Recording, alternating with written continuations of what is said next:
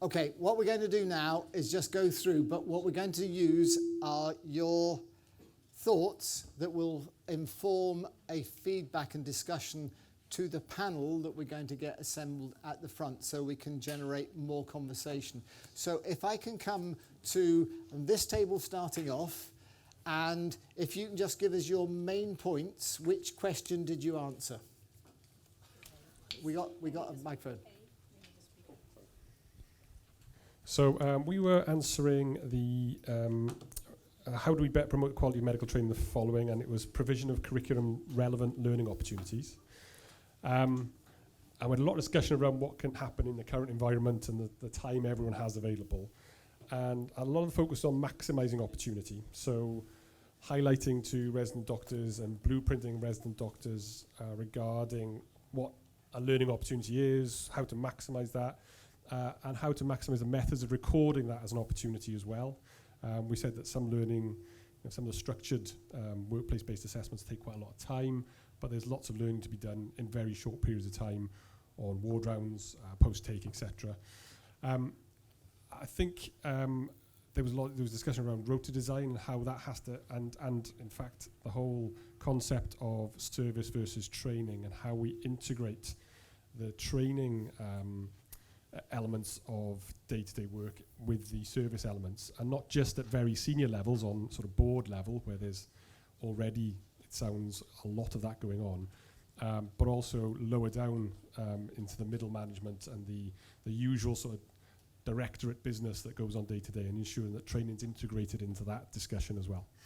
And I've written in big capital letters time for obvious reasons. Okay, no, thank you, Sean. So very similar things to question A. I think we thought for informal training it was making how we embed education into our day-to-day activity, and we looked over to our GP colleagues who have perhaps run training clinics, which have dedicated time, because obviously with clinical pressures we often don't get the time to teach properly in clinics, but that might be an opportunity. We thought it's important that the trainers are trained properly and adequately, and how the trainers should be kept up to date, and some of that is our recognition of trainers, but how do we keep our trainers up to date in their training abilities?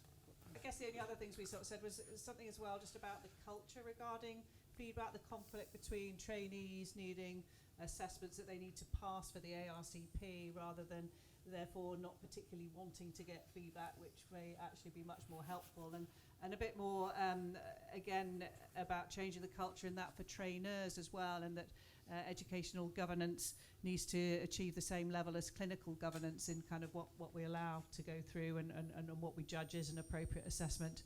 And then just finally that perhaps we need to look a bit more in terms of trusting our trainers to get a more overall holistic type judgment rather than tick boxes, but otherwise that's the same. Okay, thank you very much. Stephen, tap.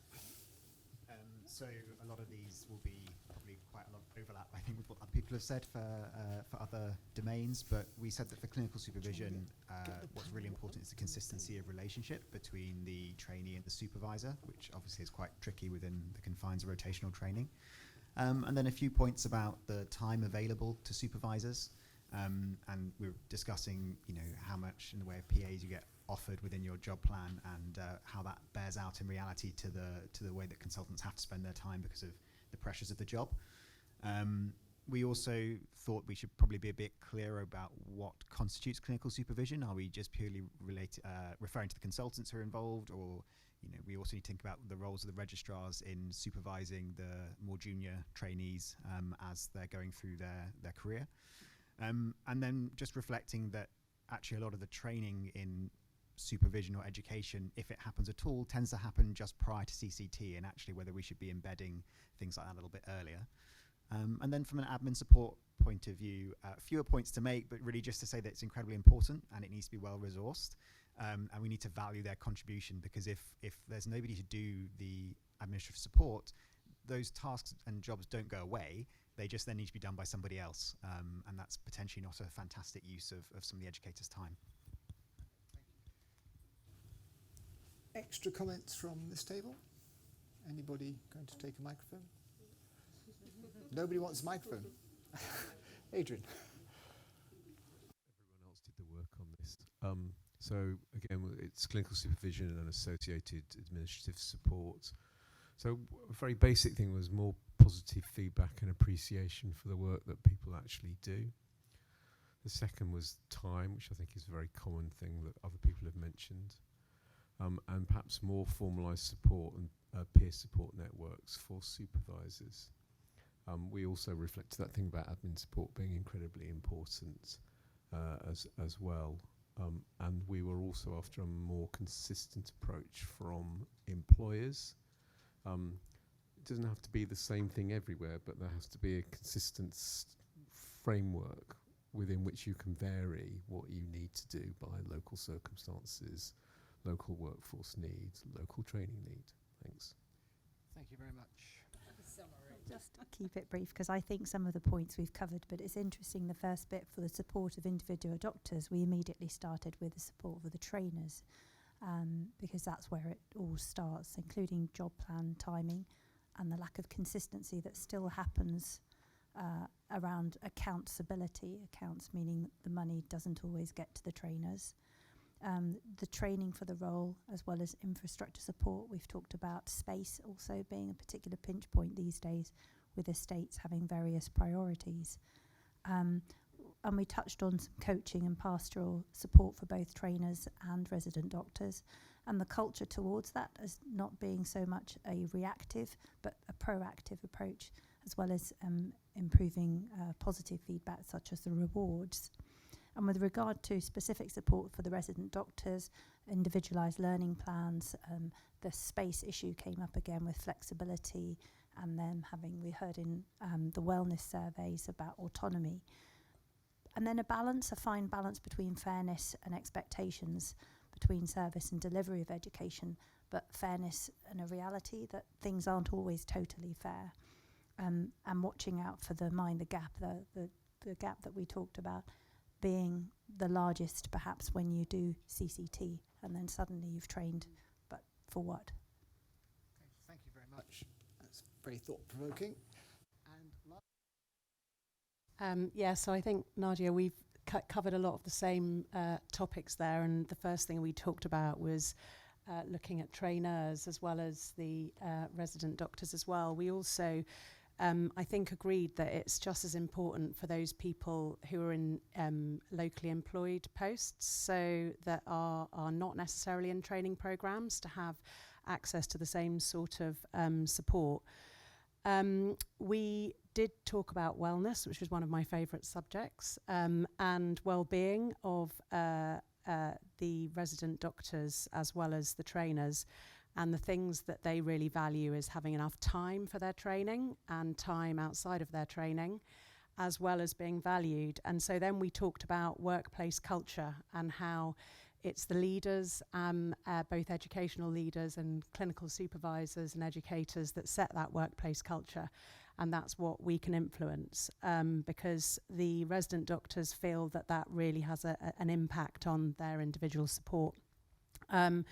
We talked a lot about meeting their basic needs and how we can support that. So that's having enough workspace, IT support, access to food on their out-of-hours shifts, all of those basic things that we need to sign up to.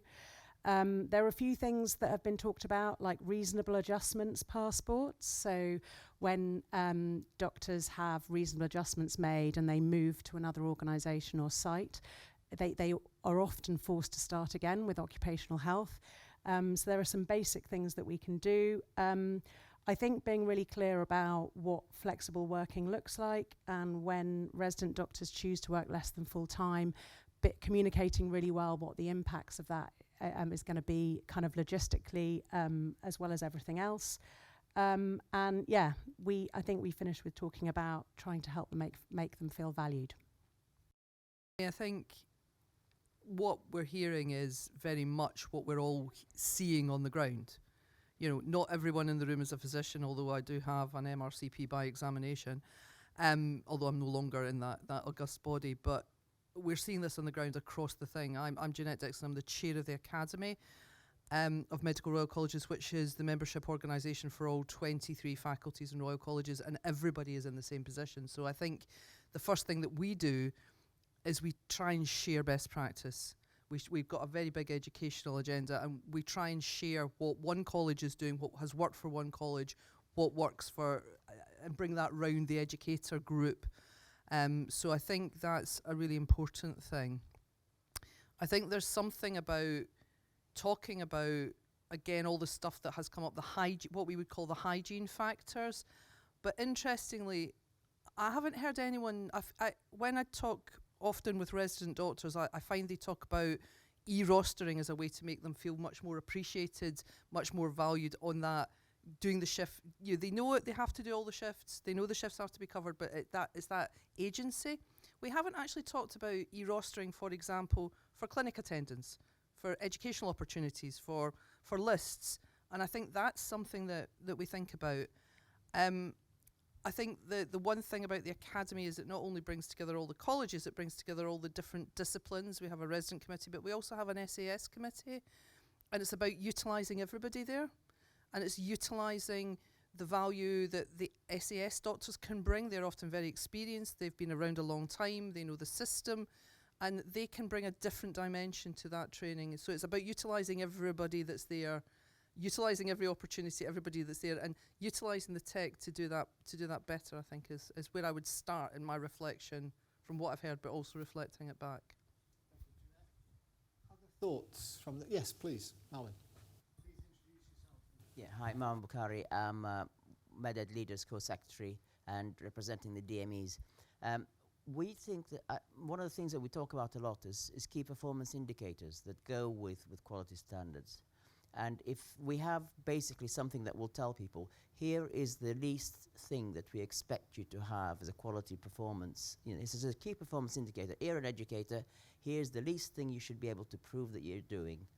And here is the ability to show that you've done X number of this, you've attended this amount of CPD, you've had feedback you've had feedback on your training or feedback from the trainers. There individually would be something that would work to actually just bootstrap everybody to at least have a minimum bar to hit. We're expecting the medical students to hit the MLA. Maybe we should have something like that for educators, a minimum bar to say, to become an educator, you don't just sit in a room for 6 hours and get a certificate. You have to be able to show that you can actually do the effective supervision and feedback. Thank you. So just one question to yourself, and then I've got two comments. I'm Michael. I'm the surgeon co-chair for the Royal College of Physician Surgeons Glasgow Resident Doctors Committee, so do forgive me for my naivety here. So just in direct response to that, so are you meaning a sort of demonstration on the part of the trainers to demonstrate that they are engaging themselves in delivering the learning events? So i.e. from a trainee perspective, I would send a ticket or I would send an assessment to a trainer, and you'd want to see that people are demonstrating that they are engaging and filling those out for people. Is that what? And filling them out effectively. Yeah. So not saying, yeah, good egg, you did that procedure well. You want to be able to see that there is you want to be able to see that there is something there that says that there's a what, there's a so what, there's a now what in each one of the feedbacks that are there with each of the trainees. So the trainee has actually got something to go away, work on, have a reflective practice on, and then come back and say, well, I'm going to be doing it slightly differently next time. If you don't see that in the reflections, and you're not teaching them the reflection in how people give feedback, we're not doing it effectively. Michael, you had a couple of points as well. I think that was a very pertinent question, but carry on with your comments. Thank you. So it was really encouraging to hear lots of comments. I wanted to kind of highlight two. There's lots to discuss, but there's two principal things. And I think the last comment that came from the room before we came to panel was really good. It sort of addressed the sort of Maslow's basic hierarchy of needs. And there's lots of in-depth discussion that can happen about kind of quality improvement indicators and things. But if you give your resident doctors the basics, i.e. a rota in advance, knowing how much they're going to get paid, if they're going to get paid, what pay scale they're going to be on. I've had some personal circumstances, but a lot of the biggest stressors comes from doctors in training trying to address the basic needs, which is an opportunity cost to them engaging with their portfolio, with their learning events. And I think credit should be due about making these processes just a bit more facilitatable. With regards to the kind of the quality of training, I think we are in danger of having quite a dangerous dichotomy being created between service provision and training. We think kind of military strategy perspective, your primary objective is to deliver care to patients. And training should be delivered in the process of delivering that care to patients. And that is moving away from a sort of educationalism and having to demonstrate lots of different factors in your portfolio to having meaningful interactions with your supervisor that can be documented and reflected quickly to then allow you to engage in actually delivering patient care. And I think that was certainly from our own discussions, was kind of highlighted about being able to get these kind of small events of learning which can be mapped to a curriculum but not at an opportunity cost of you actually delivering care. Thank you, Michael. Colin Melville, Medical Director at the GMC. As someone who has a long history in education, I say this very carefully, we've created lots of little bits and assumed that the bits add up to a whole. And I'm slightly worried that we're very good at deconstructing everything, but that's not necessarily producing the best doctors. That's not a criticism, that's just an observation. So hearing about, we've got to do all these little bits. For everything that we do, we've got to build all these bits. For those of us of a certain age, if you cast back your minds to when you were training, and I accept that there's lots of things that have changed, there was something about being an apprentice that I found really powerful. And I just wonder whether we've lost some. There's a few comments I've heard, and I have to be careful here that I'm not saying what I will say at the end, because I'm not Sue Carr, but unfortunately Sue can't be here today, so you have to stick with me twice. But Henry Ford is apocryphally said that you asked for faster horses and I gave you a car. And I'm just thinking that in the process of change, are we simply fiddling with what we've got, or are we actually designing something that's fit for the future? Because that, to me, seems the big challenge. And there is no question, I can't remember where the comment came from, about the best way to support trainees, or the best way to support training, is through the trainers. I absolutely get that, and that must be the right way to go. But we do have to balance, somehow, the demands of the system and the delivery of healthcare alongside what we're doing. And certainly in some of the conversations I've had, and I readily accept that it's now beyond 8 years since I did any clinical practice, that there is a concern that somehow the needs of training and the working as a doctor don't seem to be the same thing. And so I think there's a real challenge about trying to get the alignment back, because it's brilliant that we're invested in quality. Why wouldn't we be? But we want to have people who are capable of delivering high quality care to patients, not just collecting a load of gongs and medals along the way. So I'm not trying to irritate anyone, I'm just trying to get us to think a bit. So someone said less than full-time training. Well, I don't even know what full-time training is anymore. People's lives are different, and we need to try and think about what it is we're designing for, rather than thinking about changing the model that many of us, probably looking at some of the faces and ages in the room, not looking at anyone, are more familiar with. So that's just a challenge to us. If we want to create and build what I believe is a good international reputation, Medicine PLC, whether that's medicine with a big M college or medicine as in across the piece, then I think we should be cognizant of those challenges. Thank you very much. Derek. Afternoon, everyone. My name's Derek Thomas. I'm the head of medical workforce at the University Hospitals in Morecambe Bay. I've chaired this oversight group since 2018, I think it is, and I'm here on behalf of NHS employers.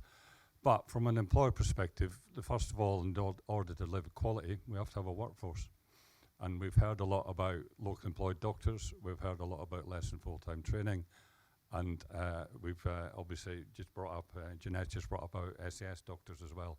So I'm also involved nationally with the JNC SES in contract negotiations and the residents. So what we're trying to do is, in terms of just addressing some points from the colleague at the end there, in terms of having some clarity around what you're going to do when you move into a role, in order to give someone a work schedule, a rota well in advance, first of all, you need to get all that timely information.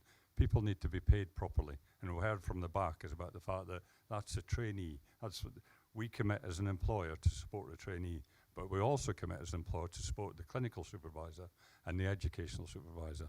And I've got the job planning as well, and I'm not going there this afternoon because I've had enough of that already in the past week or so. But it is such a difficult thing to do. No, rota management is a jigsaw, but there's always pieces missing. It's how you fill those pieces effectively and how you complete that jigsaw, and the balance between service delivery and meeting someone's educational needs and getting a work schedule that is fit for purpose. Self-development time, you know, mandatory teaching, you know, making sure that you talk about the criteria here about having a ward round with a consultant. Well, that could be a ward round with a specialist, could be a ward round with a specialty doctor. You know, there's other individuals that can deliver that. So you need to look at your workforce locally, what we can provide, and be consistent. And the one thing the criteria does bring to employers is that quality and consistency. So if I looked at this, I'd be designing my rotas with all this in mind. And that's what we need to do in work schedules and get them signed off and delivered. Thank you. Thank you very much. Some of the things that came up are talking about extending the trainer pool and including trainees who could be trainers, but also some of the gaps that have been highlighted previously about, yes, people are taught how to become specialty X, and I'll not be more specific than that, but the leap from being a trainee to a consultant, we're getting feedback from the workforce unit that says that's actually one of the biggest areas where the training is not actually as good as it should be. So are we actually fitting people associated with the training pathways, be that via the portfolio or standard training pathways, inverted commas, are we actually preparing people for the job that they need to undertake when they become consultants? I would be interested in comments on that. Yeah. Go on. Yeah. Feed me a soapbox, Mike, and I'll stand on it. I mean, I think all of the transitions that folk make from becoming a medical student to becoming a doctor, from becoming a foundation trainee into, be it core, be it run through, and then from that into their final job, be it a general practitioner, be it a consultant, be it an independent SAS type doctor, they are all big transitions. And I'll come back to, I don't always agree with Colin, but that breaking things down into small bits, the taskification of what we do on the e-portfolio, I'd say if we turn it around, we have all the stuff we have on the portfolio. One, we need to look at that across the variability, across all the specialties. So why does one specialty need to do 100 things in its final year, and one specialty needs to do 20 things in its final year? Are you saying that one consultant is better than another? I think not. You're talking about what we think we need to do is the bits, but we do the bits rather than the whole. And I think we have those tools. We have case-based discussions. Don't talk about the clinical bit so much, because that's what we're doing day to day. That's the service delivery aspect. Talk about the how do you manage it if this patient complains? How do you manage a rota gap? How do you manage when somebody isn't there? How do you manage a clinic that's overbooked? How do you manage when somebody's off sick? You can use the tools you have, but that requires, one, trainers to have the time to use those tools, but it also requires a view that it isn't the task that's the important bit, it's that holistic managerial, it's the non-clinical things that people worry most about. And I think it's really important when you're thinking about quality of training that you start to think about the final product, not in the final year, but from the start.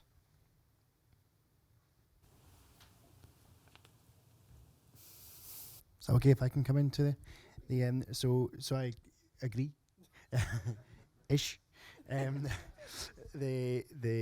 I was actually interested to hear you say about that, about the non-clinical aspect, because certainly from, so again, two things here. So in response to what you said, I often find that particularly from foundation colleagues and from IMT colleagues and within medicine and surgery, is that actually due to the kind of what's happening in medical schools just now is actually in those first couple of years in your practice as a doctor, what people are pining for is guidance in good clinical pathological reasoning.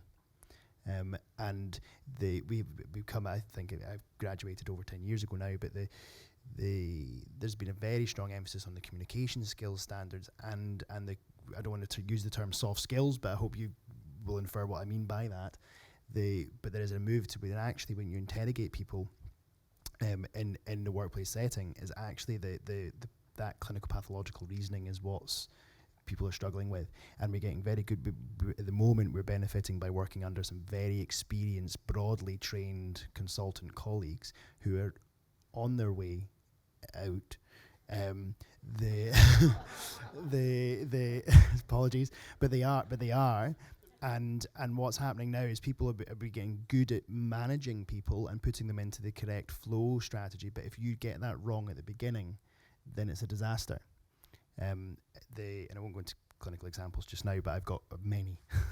And I agree with what you're saying about people needing that guidance. But I do think we need to remember that the duty first is the ability of as a doctor to integrate that information. And that's what needs to be recognised in the portfolio is more of a priority than the management strategies. But I'd be delighted to be corrected if you've heard to the contrary.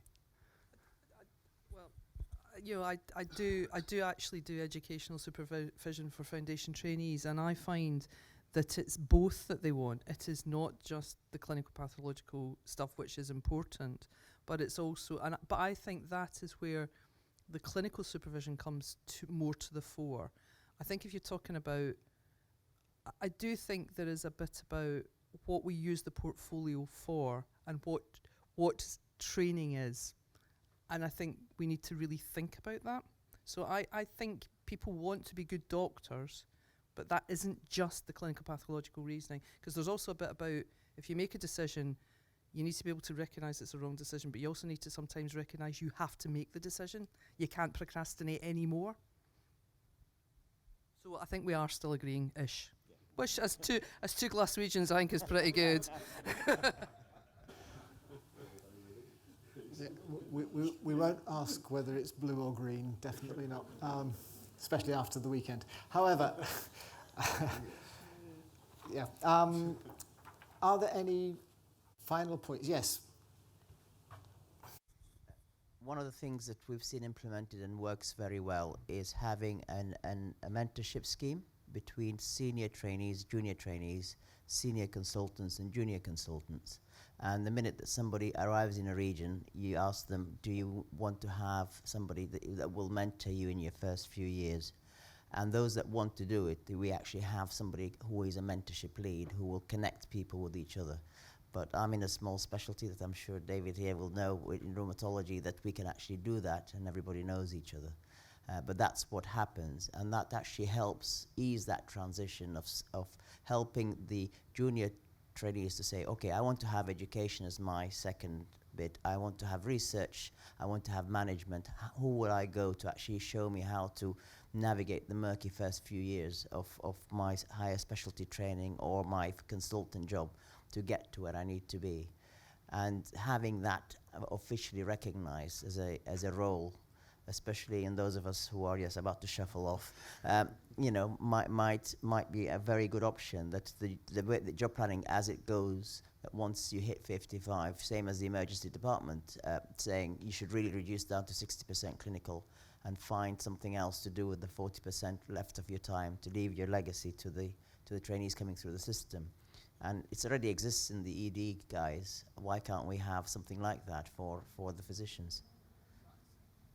Very interesting thoughts. Okay, thank you very much. For somebody that's definitely shuffling off, I didn't think rheumatology was that small a specialty when the specialty SAC has got more members than the specialty itself. That's a small specialty. However, I think it's time for a break, and then we'll reconvene to go into the second part of the agenda. But thank you very much, everybody, for your contributions, and thank you, panel, for brilliant contributions. Thank you very much indeed.